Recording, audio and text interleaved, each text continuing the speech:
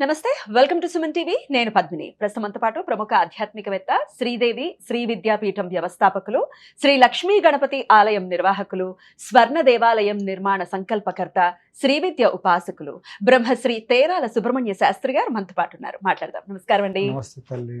వాహన ప్రమాదాలు అనేవి చూస్తున్నాం. 2025వ సంవత్సరం అయితే ఈ వాహనం ఆ వాహనం అని కాకుండా ఏరోప్లేన్ నుంచి సైకిల్ వరకు కూడా విపరీతంగా వాహన ప్రమాదాలండి. భయానకంగా ఉంది పరిస్థితి. అంటే బస్సు ఎక్కాలంటే మాత్రం నిజంగా చాలా చాలా భయంగా ఉందంటే సామాన్యులు ఎక్కువగా మనం ఆప్ చేసుకునేది రైలు కానీ బస్ కానీ కదా. బస్సు ఎక్కాలి అంటే వెన్నులో నుంచి వణుకు పుడుతూ ఉంది. అసలు ఇట్లా వాహన ప్రమాదాలు జరగకుండా ఇంటి నుంచి బయటకు వెళ్ళిన వాళ్ళు మళ్ళీ సురక్షితంగా ఇంటికి రావాలి అని అంటే కనుక ఎట్లాంటి ఆరాధన ఖచ్చితంగా చేసుకోవాలి? ఒకవేళ పిల్లలు ఏ విదేశాల్లో ఉన్నారు, లేకపోతే పిల్లలు ఇట్లా హైదరాబాద్లో ఉన్నారు, మేము ఊళ్ళల్లో ఉంటున్నామండి, వాళ్ళు బళ్ళ మీద వెళ్తూ ఉంటారు, మాకు భయంగా ఉంటుంది, తల్లులు ఖచ్చితంగా బెంగపడుకుంటూ ఉంటారు, ఎలా ఉన్నారో మా పిల్లలు క్షేమంగా ఉన్నారా లేదు. తల్లుల కోసం చెప్పండి, ఎట్లాంటి ప్రమాదాల బారినా పిల్లలు పడకుండా లేకపోతే వాళ్ళు పడకుండా ఉండాలంటే ఏం చేయాల్సి ఉంటుంది? శ్రీమాత్రే నమః. వాహన ప్రమాదములు ఎక్కువగా జరగడానికి గల కారణం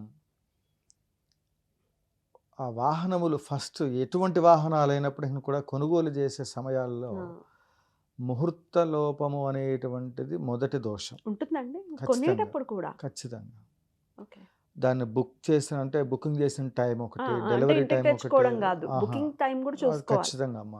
అట్లనే ఎవరి పేరుతో తీసుకుంటున్నారు, వారికి అసలు ఆ యోగం ఉందా లేదా, ఇవేవి పరిశీలన లేకుండా వాహనాల ద్వారా ఆ ముహూర్తంతో డెలివరీ అయినప్పుడు, ఇంతకుముందు కూడా మనం వీడియోలో చెప్పాం, ఇంటికి ఒక ఆయు ప్రమాణం ఉంటుంది, మనిషికి డేట్ ఆఫ్ బర్త్ ఉన్నట్టుగానే దేవాలయాలకు కూడా ప్రతిష్ట సమయంలో అవన్నీ కూడా డేట్ ఆఫ్ బర్త్ బట్టి ఆ కొన్ని దేవాలయాలు వాళ్ళకి ఆ యోగం అంటే మంచి అదృష్ట సమయం గురుమహర్దశలు ఎలా వచ్చే టైంలో తొందరగా ఉందనుకున్న ముహూర్తంలో ఆ గుడి తొందరగా ఎదుగుతుంది.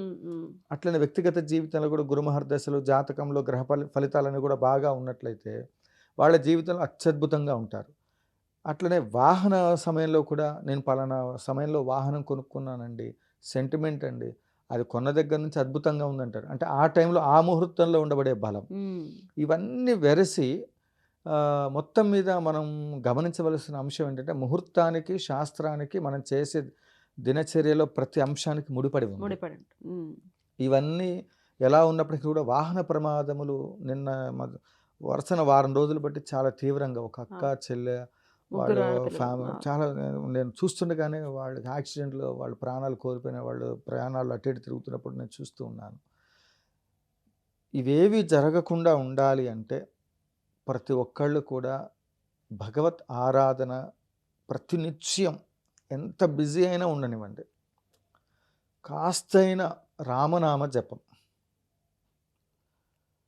తర్వాత సుబ్రహ్మణ్యేశ్వర స్వామి వారి అర్చన, అదేది లేదు మనకి చేత కాదు, కనీసం ఏడుకొండలవాడ వెంకటరమణ గోవింద అని ఆ కలియుగ ప్రత్యక్ష దైవాన్ని స్మరణ చేసుకొని ఇవన్నీ చేసి భగవత్ ఆరాధన చేసి ఉన్నప్పటికీ కూడా ఈ ప్రమాదాలు జరగకుండా వాటిని ఆపాలి అంటే ప్రతి ఒక్కళ్ళు కూడా కలి ప్రభావంలో ఈ ప్రకృతి వైపరీత్యాలలో రీత్యా కావచ్చు, ఆరోగ్యరీత్యా అవ్వచ్చు, లేకపోతే ఇతరత్ర కారణాలు ఏవైనప్పటికీ కూడా ఈ జీవకోటికి సంబంధించినటువంటి మరణాల యొక్క శాతం పూర్తి స్థాయిలో ఆయు క్షీణంగా ఉండే విధంగానే గ్రహగతులన్నీ కూడా కనిపిస్తూ ఉన్నాయి. మీరు అనుకుంటారు వాహన ప్రమాదాలు జరుగుతున్నాయి అనుకుంటారు, మనం ఇప్పుడు స్టూడియోలో రికార్డింగ్ చేస్తున్నాం, హాస్పిటల్స్లో ఎన్ని ప్రాణాలు ఎన్ని కొట్టుమిట్టాడుతుంటాయో, అట్లనే ఒకళ్ళు రాగద్వేషాలతో ఎవరెవరు కొట్టుకుంటున్నారు అమ్మ. పడుకొని నిద్రపోయే లేచేలోపు ఈ ప్రపంచంలో ఎవడు పని వాడు దేనికోసం పాకులాడేవాడు దానికోసం ఇబ్బంది పడుతూ ఉన్నాడు. వీటిని అన్నిటినీ మార్పు తేగలిగేది కేవలం యాగములు మాత్రమే. యాగముల ద్వారానే ఇలాంటి సమస్యలన్నిటికీ పరిష్కారం లభిస్తుంది. ఇప్పటికి నేను యాగాలు ఖర్చు పెట్టిన డబ్బులతో అద్భుతమైన దేవాలయాలు ఒక 10-20 కట్టవచ్చు. కానీ అసలు మీరే సెటిల్ అయిపోయి ఉండొచ్చు బ్రహ్మాండంగా కదా, మీరు ఇంకా వేరే ఏం పని చేయాల్సిన అవసరం లేకుండా రోజుకు హాయిగా 2 జాతకాలు చెప్పుకొని రోజుకో Exactly. 10,000 అపాయింట్మెంట్ ఫీ పెట్టి నేను జాతకాలు చెప్పాను చేసి Exactly. చేసుకోవచ్చు. కానీ ఇక్కడ హోమం చెయ్యాలి చెయ్యాలి అని ఎందుకు చెప్తున్నారు చెప్తున్నా యాగాలు. అంటే ఉమ్. భగవంతుడి దగ్గర ఆ ఉండబడే తపోశక్తి దేవాలయాల్లోది భక్తులు వెళ్ళి కోరి కోరి కోరి కోరి ఎవరి కామ్యాల కోసం వాళ్ళు ఇప్పుడు తిరుమలలో అన్ని నైవేద్యాలు పెడుతూ అంతంత పూజలు చేస్తున్నారంటే ఎప్పటికప్పుడు ఆ దైవశక్తిని మళ్ళీ అనుష్ఠాన బలాన్ని పెంచుతున్నారు. మరి మన దేవాలయాల్లో మనం కాస్తంతో కేజీ పెసరపప్పు బియ్యం ఇచ్చి నైవేద్యం పెట్టమంటే అది ఏం సరిపోతుంది? దైవ బలము అనేటువంటిది ఏదైతే ఉంటుందో అది తగ్గినప్పుడు ఖచ్చితంగా ప్రాబ్లమ్స్ అనేది ఫేస్ చేయాల్సి వస్తుంది. అది ఎలాంటిదైనా సరే మనకు కనపడుతున్నది మన కళ్ళ ముందు అయ్యో అనిపిస్తుంది. వీటికి తగ్గట్లుగా ఇవాళ లోన్లు వస్తున్నాయి, వాహనాలు పిచ్చి పిచ్చిగా కొనేస్తూ ఉన్నారు.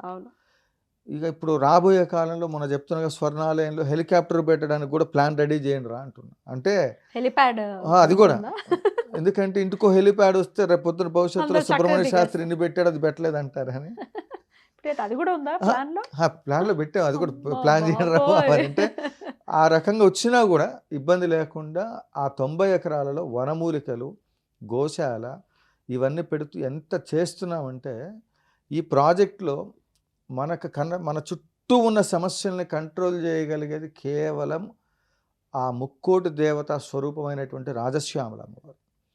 ప్రతి నియోజకవర్గంలో యాగాలు చేస్తూ ప్రతి వాళ్ళు కూడా వాహనానికి సంబంధించి ప్రమాదాలు జరుగుతున్నాయి లేకపోతే వాటి వల్ల మనకు ఇబ్బంది ఉంది అనుకున్నప్పుడు మీకు ఒకే ఒక మంత్రాన్ని అది లైవ్లో చెప్పలేను, మీరు యాగశాలకి అంటే యాగ సమయంలో పూర్ణ తర్వాత ఇప్పుడే అందరు చేయకండి, వాట్సాప్ కూడా ఫుల్ అయిపోతూ ఉంది. అలా కాకుండా మీరు ప్రత్యక్షంగా వచ్చి ఉపదేశం తీసుకోవటం అనేటువంటిది చాలా మంచిది. అలా రాలేనటువంటి వాళ్ళు తప్పని పరిస్థితి అయితే ఫోన్ చేయండి. అది కూడా ఫోన్ చేసే సమయం అర్చనా సమయంలో చేయకండి. ఉదయం పూట 12 తర్వాత దగ్గర నుంచి మీ ఇష్టం. ఉదయం పూట 12 వరకు నాకు అర్చన పూజల హడావుడి ఉంటుంది. ఈ ఉపదేశ కార్యక్రమం సమయంలో వాటికి సంబంధించిన దాంట్లో నేను తప్పకుండా కొన్ని మంత్రాలని సాధనాపూర్వకంగా చేసుకునే ప్రయత్నం చేయండి. ఆ మంత్ర సాధన ద్వారా ఎలాంటి ప్రమాదాలు జరగకుండా నా వంతు ప్రయత్నం నేను చేసి మీకు ఆ అమ్మవారి అనుగ్రహం లభించే విధంగా చెప్తాను. అద్భుతం అండి. అయితే అది మంత్రాలు అంటే యూట్యూబ్లో రకరకాలుగా చెప్పేస్తూ ఉంటారు, అట్లా యూట్యూబ్లో చూసేయటం చేయటం లాంటివి చేయకూడదు. గురుముఖతగా తీసుకోవాల్సిన ఆచారం ముహూర్తం కూడా ఉంటుంది. దాన్ని బట్టి సంస్కారాలు చేసి అద్భుతం అండి. మరి అలా తీసుకోవాలి, ప్రమాదాల బారిన పడకుండా ఉండాలి మా కుటుంబం అనుకుంటే కనుక ఖచ్చితంగా కాంటాక్ట్ చేయండి. దీనికి మళ్ళీ ఏమన్నా మీరు దక్షిణ తాంబూలాలు అసలు ఏం అవసరం లేదు.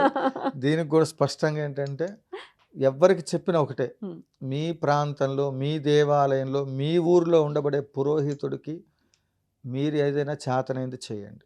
బ్రాహ్మణుడు గోవు ఈ 2 కన్నీరు పెడితే భూకంపాలు ప్రకృతి వైపరీత్యాలు వస్తాయి.